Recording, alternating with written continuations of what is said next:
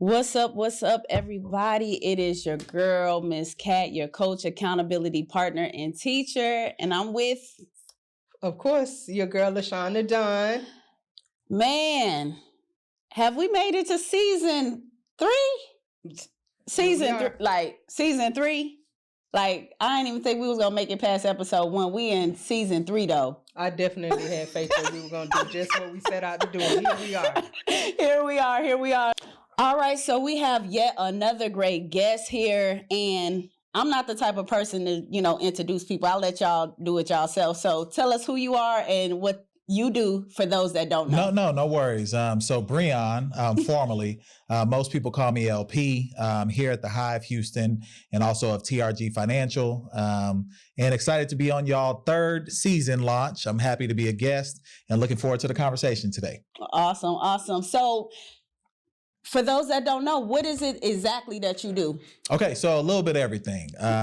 By trade, I'm a finance professional. So I've been working in that industry for about 15 years, maybe wealth advisor, manage money, financial plans, manage assets, etc. But then in the creative space, we operate the Hive. And of course, we're in the Hive now. I appreciate you all being willing to shoot your content here. But it's a part of my creative journey to collaborate with creatives and also bring their stories to life. So daily, I'm involved in that, but then also financial industry as well. Gotcha. Okay. So with all that you just told us, LP, just for me, I'd like to know, and I'm sure my guests would like to know, what made you jump completely off of the porch? Like, what made you say, you know what? I'm going to stop cashing checks. Yeah. And I'm going to start writing. This is a anxiety-ridden time of life for me because, I've had a W-2 all my life. Okay. I've probably been working since I was 14. Okay. Oh, wow. So I was a military brat, and I can remember the first job I ever had, and I've never not had a job till June of this year since then. I worked pushing carts at the Air Force Base grocery store. Wow. And since then, I've always had 1 to 2 jobs that paid me. Okay. And really wasn't that I decided to jump off the porch. It was probably something that was on my spirit, if I'm being honest. That's big. But between me and the job, you're doing this regardless. Okay. So it was time for me to jump off the porch. And since then, it's been good, being able to set up my own structure, things like that. But it definitely became one of those where you kind of forced upon, this is now or never. And that's kind of where I ended up at. So let me ask you this, for those, that are on the fence and they're thinking about like stepping out, what is the difference? Like, what's the big difference of juggling both versus now 100% out there doing your thing? Yeah, I think before you had a safety net.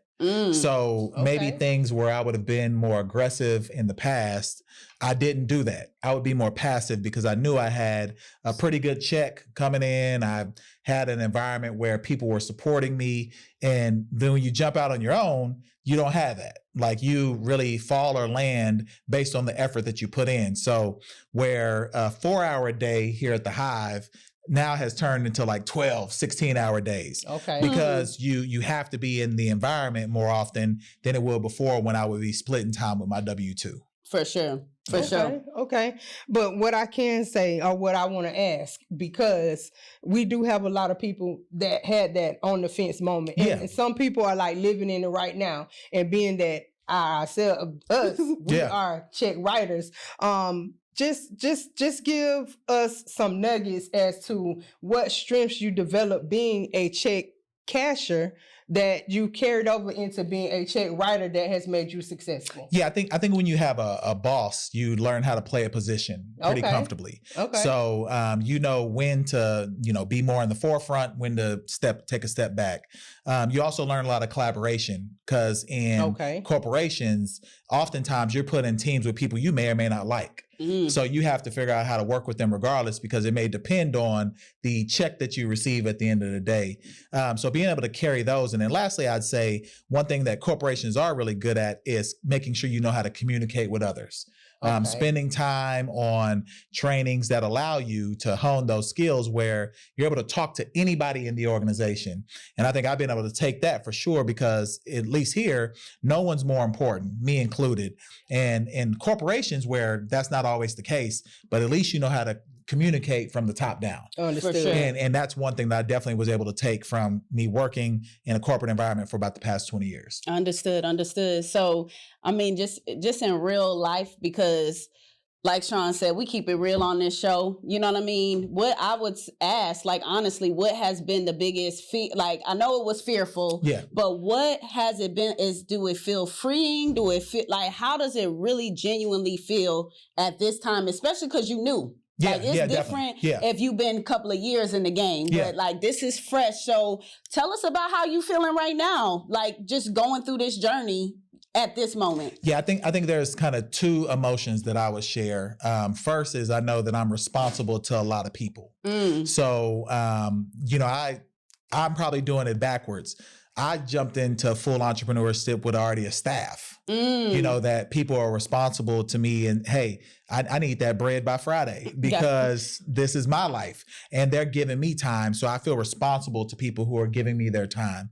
And then secondly, I'm also, like I mentioned, some anxiety about, okay, well, if these things don't work out, you can have the best plans, but plans often change. So I might have some anxious moments of like, man, like that didn't work the way I wanted to. I got to recover this or recoup that and know that I still need to pour back into myself to make sure that I'm capable to show up the way that I need to show up. So really those would be the two things. I know I'm responsible for others now in a way that I wasn't before, but then also I've got some anxiety about being responsible for others than a way that I wasn't before. I got you. And I have one other thing because as I'm a creative too. Okay. And so being a creative and also like having to have a corporate and creative, how do you balance that part though? You know what I'm saying? Yeah. Because finances, like that is night and day. Like, you know what I'm saying? Like how does that work? I think I'm equally left and right brained. Okay. So I don't think I'm very creative though. I'm creative in solutions. Okay. So that's kind of where my creativity comes from. And I have hired the people who are creative in the building. But on the business side, the way my brain works and on the finance side, that's where my creativity comes in. You know, solving a challenge with someone who may be saving for college or attempting to save for a vacation or trying to figure out what to do with their retirement. And then in here, I'm creative on, okay, we need to have a process to make sure we get people in and out of the building or in and out of the environment, because those are the things that my creativity is built on, not necessarily what looks good, what you know, is the best there. So I may not be the best leader as it relates to owning a creative space, but I do think I am as it relates to the process. And also overcoming challenges we've had with y'all. I think I'm a good vessel for that, you know, where people are always able to come talk to me. I'm open, I take all feedback and I have no pride. Because the moment you start having pride in the way the outcomes come, then you start disregarding what your consumers say. And so that's one of the things that I think I'm good at. So it's safe to say that for sure you're a passionate person. Oh, without question. Yeah. I think anything that I do, I'm going to do it to the fullest. Because why else are we here? For sure. Why else are we here? For sure. I think that, you know, you gave us some good nuggets. I think that, you know, your story can definitely influence other people. But my last question would be for sure is like, what drives you? What keeps you going when things don't go the way that you plan them to go? Like what keeps you going? Because that's something that we try and let people know that there is a real side to this, because it's not always going to go the way that you plan, because everybody like, oh, I'm going to make $1 million. I'm going to do this. But then when you get started, you know what I'm saying? You see it's going to be some other little things. So what keeps LP going? Yeah. For me, I have no shame if everything failed, because so that's not in me. Like if I'm not one of those people who have to drive a narrative of being successful, I'm driving the narrative for my daughters. So I'm in a position to where, you know, maybe I wasn't supposed to have kids, right? You know, I started a family late. You know, I'm about to be 45. My oldest just turned 11. So, you know, it wasn't like I was a younger dad. So this for me is like a legacy thing. So when I see the effort and attention that I can pour back into my daughters, that's where all of my ambition comes from. My motivation comes from here. That's understood. Big. Yeah. That is big. Yeah. That's big. For sure. Well, I know that you haven't, you know, full time. So we've had the Hive, and remind me again, how long have you been doing here at the Hive? So the Hive, we've been open since February, but I've had Creators Guild, the umbrella company, in this since 2017. Okay, so I think you can answer my next question. So this is both sides of the check, and we know with check writing and check cashing, sometimes you hit an NSF, you hit a non-sufficient fund. Okay, yeah. So with that being said, our next segment is we just want to talk about through your journey. So it might not be with the new, venture that you just started, but has there been a setback that, could have potentially took the Hive out or the Creators Guild rather? Have you ever encountered something like that? And if so, how did you bounce back from it? Yeah, without question. I've had collaborations where we've been in other venues other than this. And where you think money is going where it's supposed to go or details are going where it's supposed to. And then one day you wake up and that venue may be at jeopardy or it may not be available anymore to the way that you want it to be. And you do what you can to scrap up money or to put details together. But at that point, now you're at a house of cards. So I've definitely been a place where you blow the wind and this business could be closed. That's today for all I know. but in that's what makes the journey good. Hey, I'm a real one too. But that's what makes the journey good. Anybody need some host? Yeah, come find me. Yeah. But in that, when I've had challenges or setbacks, or maybe a client left me in a space where they shouldn't, because even in my other business, one client can make a big difference. For sure. We work off of assets under management, things like that. You got one person who leaves, that could change your lifestyle. For sure. But I'm always prepared for that. Okay. So I'm always prepared for, again, me saying I have no pride. I'm a human as well. So people make human decisions. You all could walk out of here today and say, hey, I don't want to work with him anymore. And I got to figure out a way to replace that. Understood. I got to replace not only the show, y'all energy in the building, your critiques of what we do, your advice on how to handle things. So you always have to be open to that. So when you're down, be open to your community picking you back up. Go and ask those questions, getting involved with people who may be doing similar, because you might get some advice to help you the next time you're down. For sure. So was there one particular situation though that or has it just been an onward journey, just up and down? No. The first building that I bought or never even actually closed, I had put thousands of dollars and earnest money and everything to close this. When we got to the closing table, they wanted more money than we had. Okay. So not only did I lose the earnest money, I also lost all the money that we had set up in escrow as well to close out this deal with my partner. And that hurt, that set me back for a while, made me get in a bunker, equipment, things like that I had planned to purchase, I couldn't do.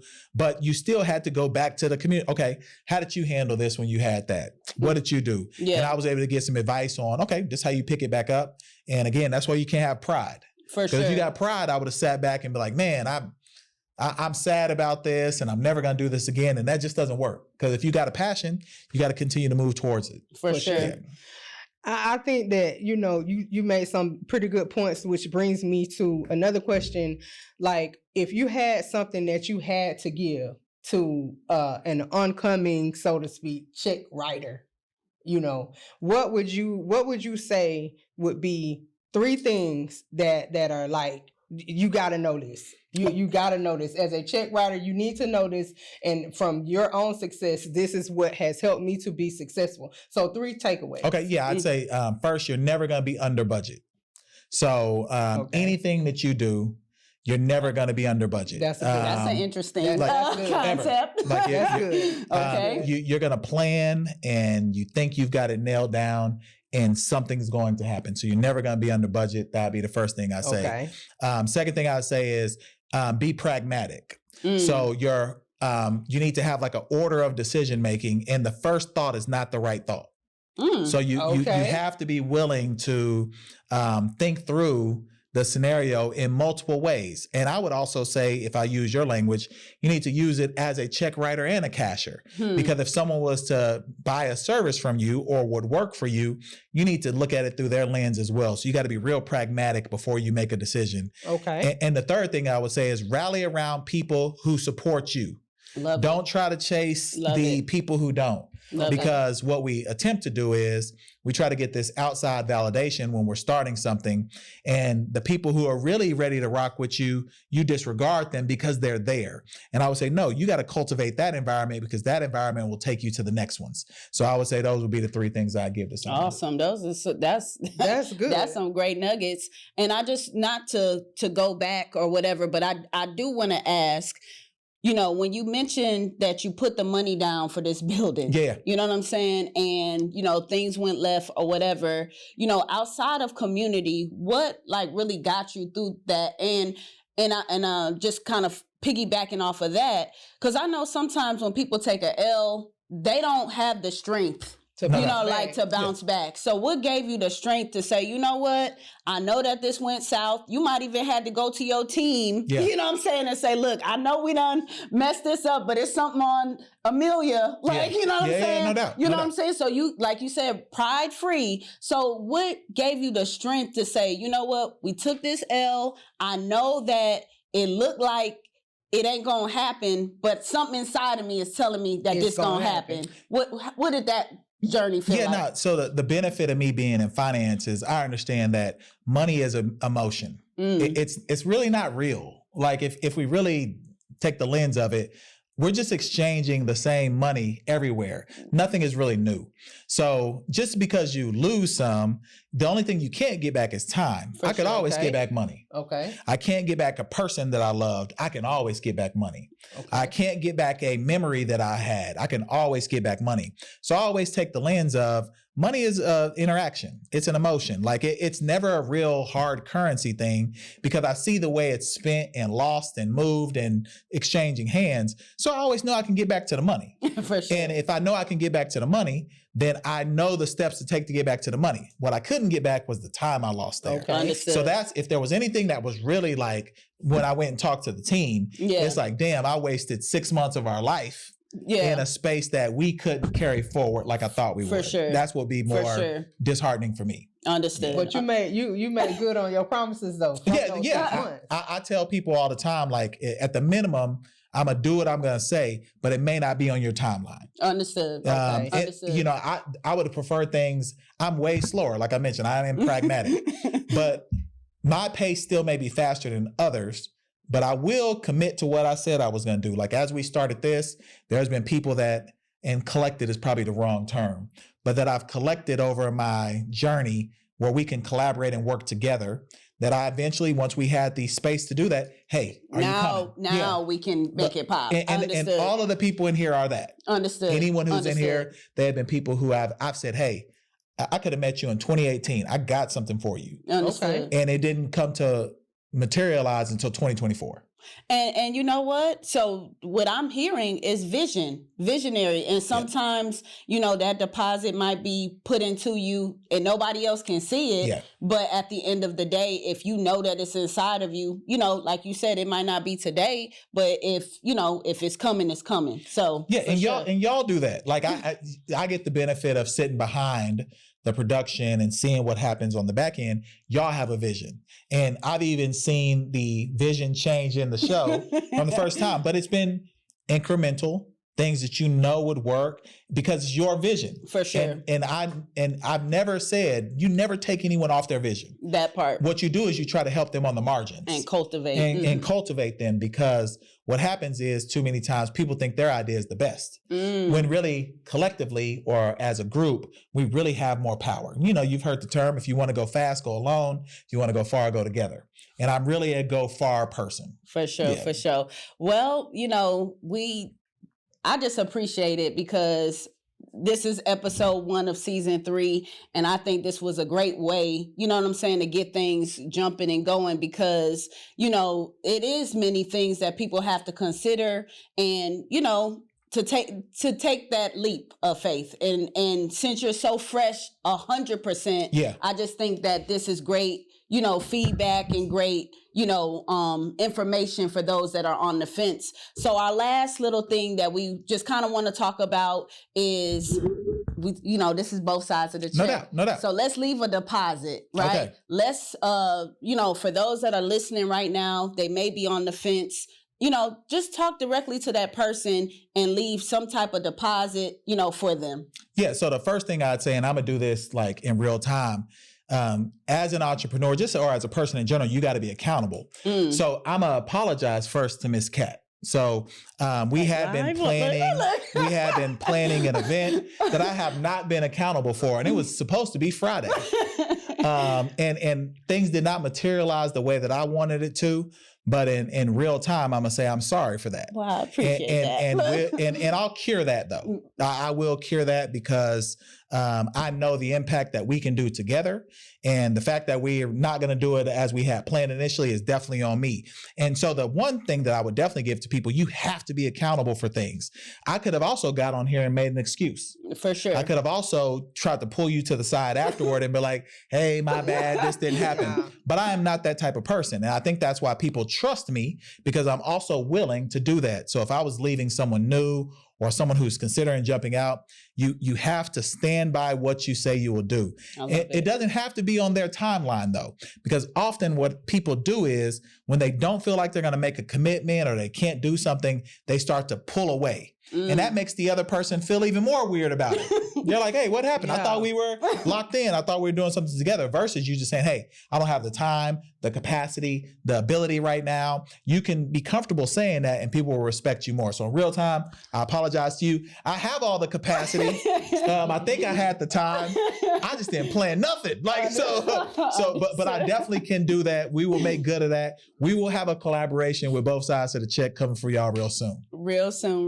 Well, we appreciate that. We certainly appreciate you coming. You giving us some good nuggets.